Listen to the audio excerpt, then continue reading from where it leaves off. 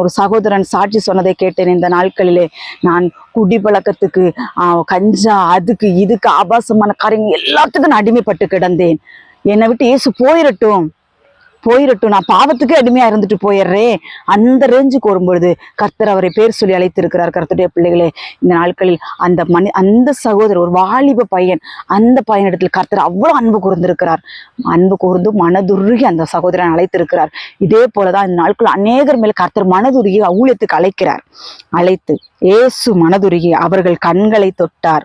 உடனே அவர்கள் பார்வையடைந்து அவருக்கு பின் சென்றார்கள். கர்த்தருடைய பிள்ளைகளே, இப்போ கர்த்தர் சொல்லுகிறாரு, 2 பாதைகள் நான் வைத்திருக்கிறேன் என்று சொல்லுகிறார்.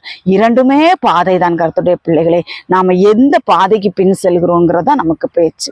ஒரு பக்கத்தில் சாத்தான் வழிவாசலை திறந்து வைத்திருக்கிறான், இன்னொரு பக்கம் இடுக்கமான வாசல் வழியாய் பிரவேசிக்கிறவர்கள் நித்திய ராஜ்யத்துக்குள் போவார்கள். நான் ஒண்ணு கேட்கட்டா,